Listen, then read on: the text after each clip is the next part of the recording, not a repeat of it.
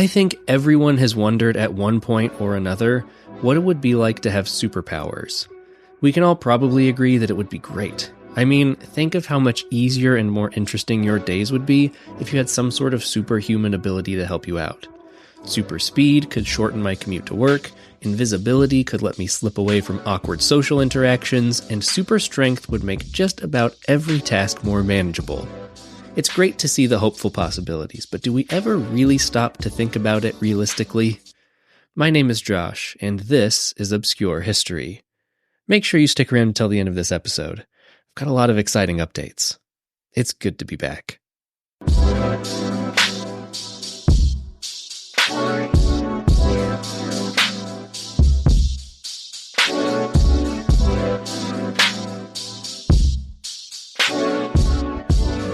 Everyone loves superheroes. They are an iconic part of Western society. It's hard to imagine what pop culture might be without the influence of characters like Batman, Spider-Man, Wonder Woman, and about a million others. With superheroes taking up so much space in our culture, it's natural for people to speculate about what kinds of powers they would like, or how they might use them. Thankfully for us, TransImpact, a transportation logistics firm, conducted a surprisingly robust survey on this very subject. They asked over 3,000 people from the United States if you could have a superpower, which one would you want? The results are surprisingly homogeneous. For about half the states, the answer was the ability to heal others. And for the other half, the answer was teleportation. In fact, those two were so popular that there isn't even another one on the list. What I found even more interesting about this survey was the sections that explored the respondents' perceptions of superpowers. Most people said that if they suddenly got a superpower, it would cause them to change their jobs. About 60% of the people surveyed said that they would rather have a superpower than $1 million, and shockingly, over 20% of men surveyed said they would give up their firstborn child for the chance to get a special ability. However, that's not what I found most interesting. The survey had a section that asked respondents how they would use their superpowers, and this is where we get our most realistic glimpse of what life with a superpower might be like.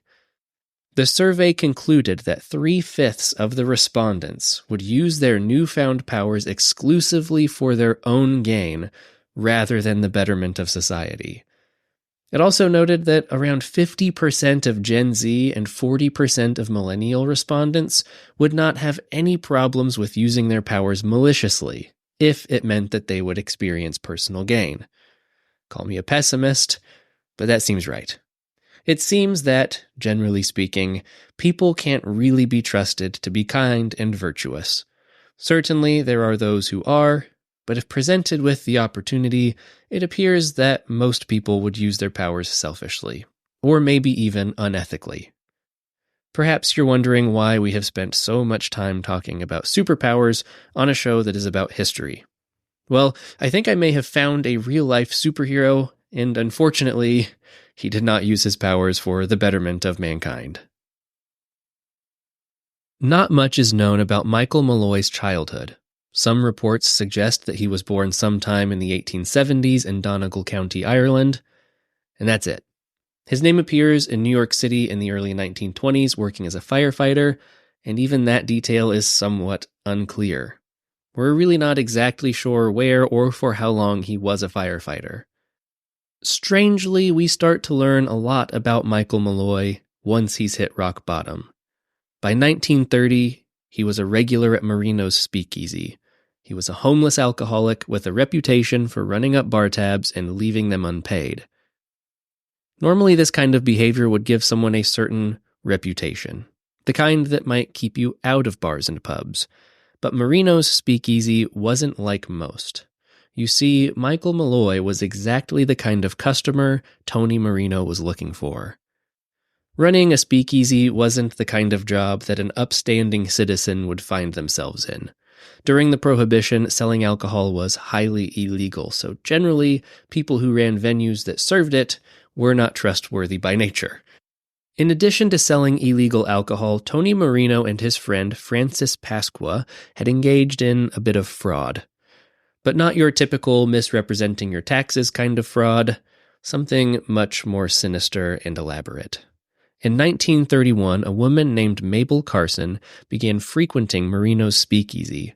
She had a habit for binge drinking and often passed out on the floor of the bar. After weeks and weeks of this behavior, and never paying her tab, Marino and Pasqua got an idea. The two put together a stack of paperwork and told Carson that Tony Marino was running for local office. Naturally, when they asked her to sign the papers, she did. These men had welcomed her into their speakeasy, offered her unlimited drinks, and hadn't chased her away when her tab got too large. To Mabel Carson, signing the papers to nominate Tony Marino for local office only made sense. However, that's not what she signed. Marino and Pasqua had used a shady insurance agent to take out multiple life insurance policies on Mabel Carson and tricked her into signing them. According to the paperwork, Tony Marino and Francis Pasqua were the beneficiaries of her life insurance claims. And you'll never believe the coincidence. Shortly after signing the papers, Mabel Carson was found dead after drinking herself into a coma and being left to rot in the cold. Because she was a drifter, her death was not mourned. And because their names were on the policy, Marino and Pasqua were a few $100s wealthier. Only a year later, in 1932, Michael Malloy began frequenting Marino's, and, sensing the opportunity for another quick payday, Marino, Pasqua, and several of their friends sought to run the same gambit. However, things this time would not go according to plan. But before we get to the shocking and troubling details of this story, we need to pay our own bills. We'll be back in about 1 minute, so hang tight, and maybe hold off on that drink for a while. Michael Malloy was a mess. He wore ragged clothes. Dirt and grime covered the parts of his face that weren't already covered by wiry and unkempt hair. To most, he smelled of booze and body odor, but to Tony Marino, he smelled like an easy payday. With the help of his friend, Francis Pasqua, Marino went about his familiar game plan. He found a crooked insurance agent to create some fraudulent policies in Malloy's name. He tricked Malloy into signing them, and then gave Malloy access to an endless supply of alcohol, hoping that the poor homeless man would drink himself to death in his bar. This, however, proved to be a costly and ineffective plan. Where Mabel Carson had indeed drunk herself to death, leaving life insurance money behind for Marino, Michael Malloy just kept drinking. In fact, he would drink so hard that he would fall unconscious to the floor, breathing shallow, body stiff for minutes on end. On more than one occasion, Marino and his accomplices thought that they may have achieved their goals, only to watch in horror as Michael Malloy sparked back to life, only to ask for another round. After growing impatient with the plan, Marino began giving Malloy shots spiked with pure wood alcohol. Obviously, expecting Malloy to die a quick and painful death, Marino watched dumbfounded as the homeless man downed shot after shot, laced with wood alcohol. This went on for so long that Marino began giving him shots of straight wood alcohol, to which Malloy would drink, completely unfazed. This continued for days on end. As you can imagine, owning a bar and giving a raging alcoholic unlimited access to your inventory is not a profitable business model. And on top of those expenses, Marino was paying a monthly premium on the shady life insurance policies. Before long, Tony Marino realized that in order to stay in business at all, Malloy would have to accidentally die a lot more quickly. And this is when things started to get much, much worse for Michael Malloy. Soon, those shots of wood alcohol also contained carpet tacks and other pieces of rusty shrapnel. When those didn't work, Pasqua got creative and suggested that they serve him raw oysters. When Malloy graciously accepted the snack and continued without issue, Marino, Pasqua, and their other low-life friends got a bit more aggressive. One night, after drinking rounds of straight wood alcohol, eating raw seafood, and also pieces of literal metal, Michael Malloy passed out on the floor of the speakeasy. Once his body was limp and his breathing shallow, the men picked Malloy up, carried him outside, ripped his shirt from his body, and poured 5 gallons of water on him. They went back to the bar, closed shop, went home, and hoped that the frigid February air would kill the man. To their severe dismay, Michael Malloy was found the next day in the basement of the bar after waking up in the snow and begging a neighbor to let him into the building.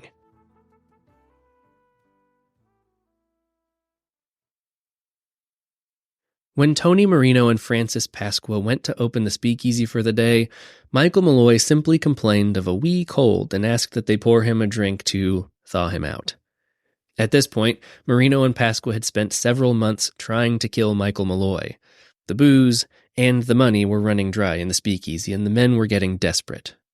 One night, shortly after attempting to freeze the poor man, Marino hired another shady friend, Hershey Green, to run Michael Malloy over with his taxicab. And that's exactly what happened. After leaving the speakeasy, a stumbling Michael Malloy was struck by a taxicab speeding at nearly 50 miles per hour. His body struck the hood, flew over the top, and landed with a thud on the pavement behind the vehicle.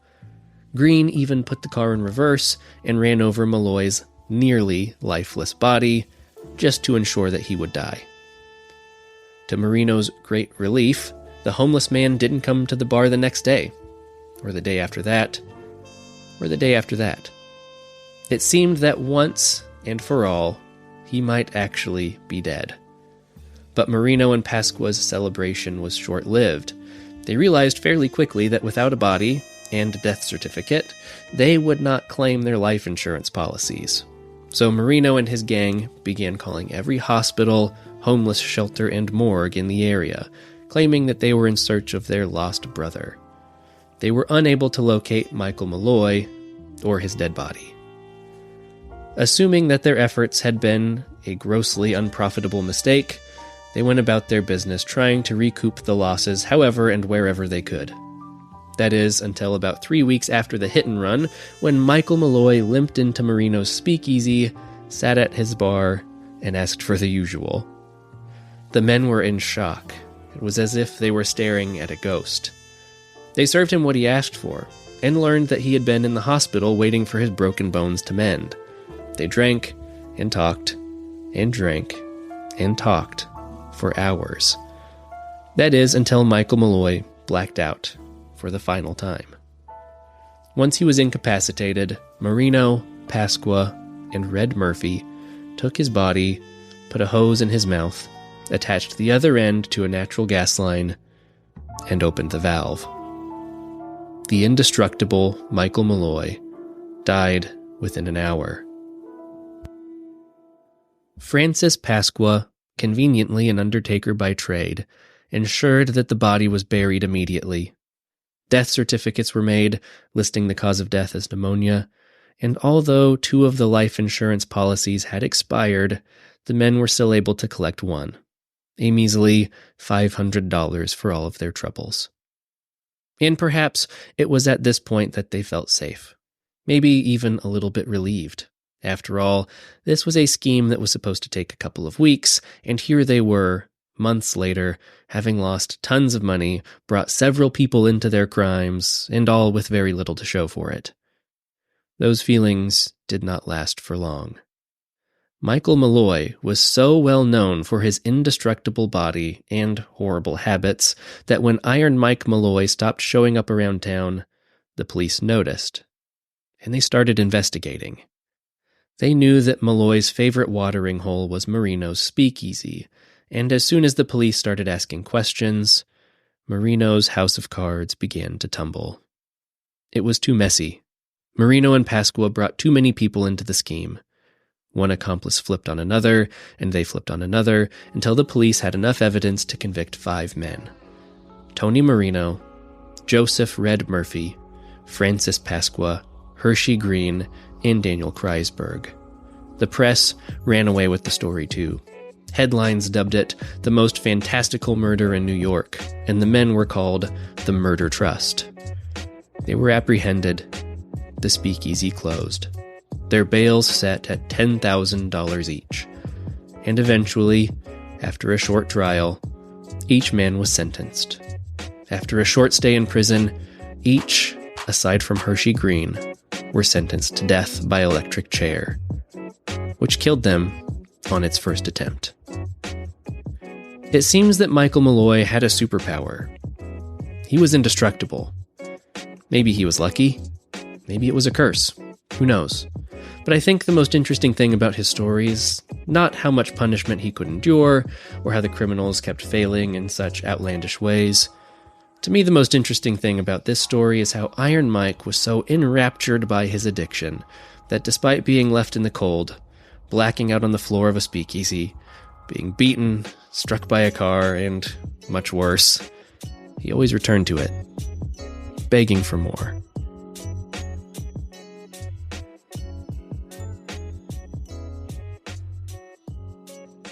Thank you so much for listening.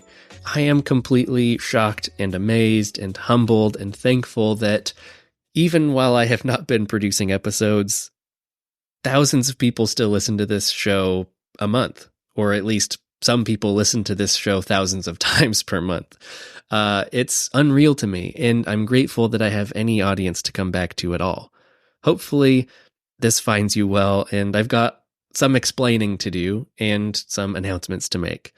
I'm not sure that I ever really fully explained why I stopped making the show in the first place. So if this is your first episode, or your first episode in a while, just know that I took a very long, almost 2-year hiatus from making this show for the following reasons. And because I'm a teacher and because I'm sure that many of my students know that this show exists and suspect that I probably make it, I do need to be somewhat vague about some of these details. So I stopped making this show a couple of years ago. My wife and I got COVID. Our baby daughter was born. And then I started my master's degree program. And all of those things happening, I think maybe at the same time, revealed that the anxiety problems that I have been having probably my whole life have a threshold, and I found it and started having some pretty serious panic attacks. And the show was the easiest and least essential part of my life that I could cut out just to save my own sanity. And so I did. And I probably could have had more of an explanation at the time, but it just seemed like I needed a full cold turkey break. And so that's what I did. And I didn't open my social medias. I left many people unresponded to in my inboxes, which if you're listening and that's you, I'm very sorry. Sometimes drastic times call for drastic measures, I suppose. Now, positive news. Positive news is I am like 2 hours of paperwork away from having my master's degree. So that huge weight is coming off of my shoulders very soon. I'm a lot more comfortable in my job and I'm not as stressed about it, which all helps. My wife and I are having another baby daughter very soon. And so I will have that. But I think without the weight of the master's degree and trying to learn how to do my job, I should be able to balance all the things, hopefully gracefully. Obscure History is back in some way. I'm not sure if it will be every week or every other week. I think it just depends. I don't want to jump into the deep end too fast and then find myself in the same predicament where I have to cut it out of my life again. That's not the goal. The goal is to continue to bring you new episodes of Obscure History. I'm writing them differently. I'm formatting them for books. I did release one print version of a dozen or so episodes that you can find on Amazon. I made it as cheap as humanly possible. So if you're looking for like a cheap little stocking stuffer around the next time the holidays come around, I guess, it's pretty small. It's about 100 pages, 6x9, just mostly episodes of the show rewritten to be more bookish, I suppose. And also, maybe this is the other exciting announcement. As a part of my job, I am starting a writing club for high schoolers in my area, and this is a particularly special pet project for me. I don't think that I've ever talked about it on the show, but when I was in high school, I was a terrible student and nearly dropped out of high school, was failing every single class that I ever took, until my junior year when, at probably the lowest point of my life, my ELA teacher, Mrs. Johnson, allowed us to do some creative writing. And I found that despite failing at most of school, I had some sort of a knack for writing, and I felt a lot of validation there. And she went so far out of her way to give me opportunities and to support me and turn me on to contests and different publications. And it really, as you can tell, after writing over 100 episodes of this show, sent my life in a particular direction. And I'm always thankful to her for taking that time and investing it in me. And she is probably the reason why this show exists at all, because when I was a high schooler failing most things, she instilled in me the belief that if I kept trying, I could be a writer in some way.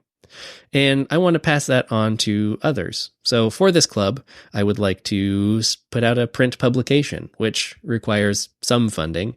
And I thought that it would be a really poetic, full circle way to support my community by using funds from my writing to support other aspiring writers and hopefully give them the same confidence that Mrs. Johnson gave to me so many years ago. So a portion of the proceeds from the ad revenue and any sponsorships from this show will go to that. So if you've ever thought about supporting this show, there's at least a good cause involved this time. Anyways, I've got to go. It's late and I need sleep. So thank you again for listening. You're all the best.